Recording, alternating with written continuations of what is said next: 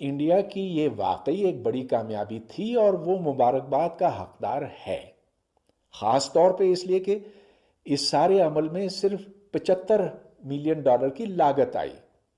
$75 million تو صرف ایک F-16 طیارے کی قیمت بنتی ہے۔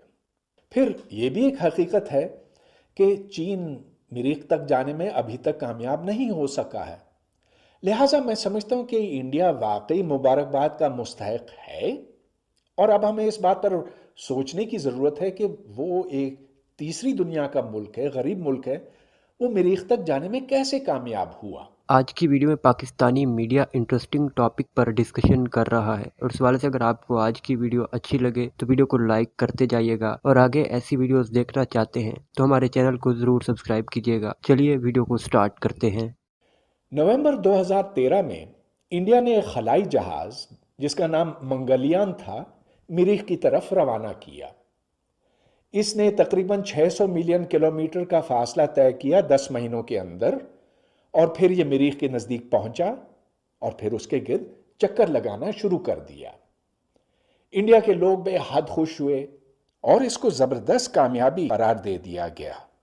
اب پاکستان کے لوگ جاننا چاہتے ہیں کہ کیا وہ بھی مریخ پر پہنچ سکتے ہیں اور اس کے لیے کیا کچھ درکار ہوگا۔ لیکن اس سوال پر آنے سے پہلے چلیے ہم اس پہ ذرا غور کرتے ہیں کہ کیا یہ واقعی کوئی بڑی کامیابی تھی۔ لیکن منگلیان کی بات اس سے مختلف ہے۔ سب سے پہلے خلائی جہاز کو زمین سے اوپر اٹھانا ہوتا ہے، پھر جیسا کہ منگلیان نے کیا، زمین کے زور کے استعمال سے اس کو مریخ کی طرف دھکا دے دیا گیا۔ اس کو سلنگ شاٹنگ کہتے ہیں۔ پھر مریخ زمین سے اتنا دور ہے کہ ریڈیائی لہروں کو زمین سے مریخ تک اور واپس مریخ سے زمین تک پہنچنے میں کئی منٹ لگ جاتے ہیں، لیکن صرف 1 منٹ کے اندر ایک تیز رفتار خلائی جہاز ہزاروں میل آگے نکل سکتا ہے، لہٰذا غلطی کے لیے کوئی گنجائش ہوتی نہیں ہے۔ وہ مریخ تک جانے میں کیسے کامیاب ہوا؟ میں سمجھتا ہوں کہ اس کے پیچھے 3 بنیادی وجوہات ہیں۔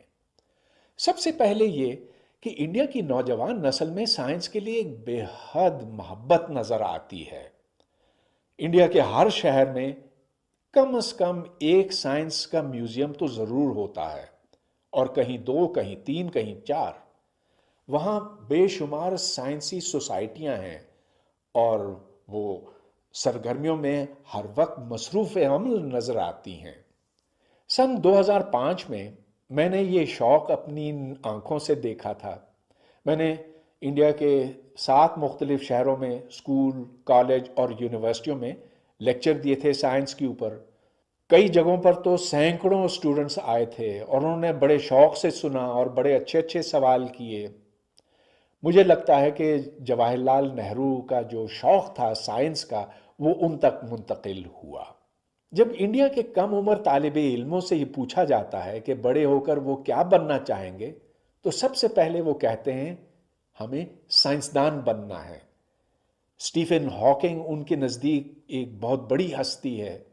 انہیں black holes, super strings, quantum mechanics, ان تمام چیزوں کا شوق دلایا گیا ہے۔ یہ اور بات ہے کہ جب وہ بڑے ہو جاتے ہیں تو پھر وہ عام قسم کے پیشوں میں لگ جاتے ہیں، کوئی بینکر بنتا ہے، کوئی انجینئر بنتا ہے، کوئی کچھ بنتا ہے۔ اہم بات یہ ہے کہ کم عمری میں جو سب سے اچھے ذہن ہیں انہیں سائنس کی طرف راغب کیا جاتا ہے۔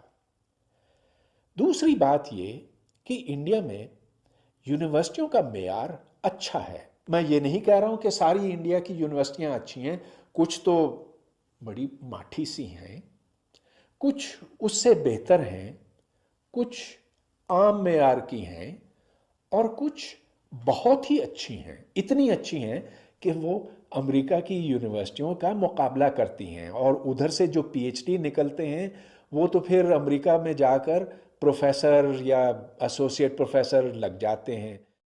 تیسری اہم بات یہ کہ انڈیا کے لوگ اپنے بڑے سائنسدانوں کی بے پناہ قدر کرتے ہیں۔ مثال کے طور پر رامانوجن کا نام ہر بچے کے منہ پر ہے، اس کے گرد طرح طرح کی کہانیاں بنائی گئی ہیں۔ سی وی رامن کے نام سے रामन इंस्टीट्यूट बनाया गया, इसी तरह एस.एन. बोस या हरगोबिंद खुराना वगैरह वगैरह। ये सारे साइंसदान इंडिया की नई पौध के लिए एक मशल की तरह हैं। अब चलिए हम इस सवाल पे लौटते हैं कि अगर पाकिस्तान या कोई दूसरा तरक्की पजीर मुल्क मरीख तक पहुंचना चाहे तो उसके लिए क्या कुछ दरकार होगा। मैं समझता हूं कि दो ही रास्ते हैं। एक तो ये कि आप अरबों की पैरवी करें, जिसका मतलब ये हुआ कि आप टिकट खरीदें, जैसा कि सऊदी शहजादा सुल्तान बिन सलमान इब्ने सऊद ने ख़रीदा था और वो सन 85 में अमेरिका के स्पेस शटल में खला में पहुंचा था।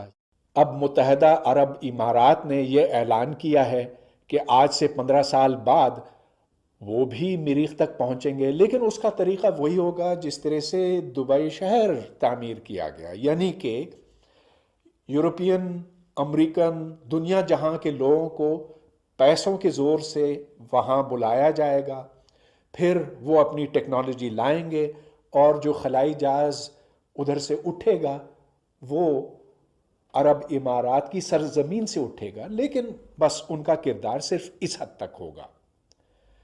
दूसरा रास्ता ये हो सकता है कि हम इंडिया और चाइना की तरह खुद अपनी साइंस, अपनी टेक्नोलॉजी बनाकर, तख्लीक करके खुद फिर आसमानों का रुख करें। इसके लिए हमें 3 चीजें करनी होंगी। सबसे पहले ये कि अपनी नौजवान नस्ल को साइंस से आशना करना होगा, उन्हें साइंस का शौक दिलाना होगा, और ये शौक इस वक्त है नहीं। हमारे नौजवान, हमारे बच्चे साइंस नहीं पढ़ना चाहते हैं, बल्कि वो इसको एक इंतहाई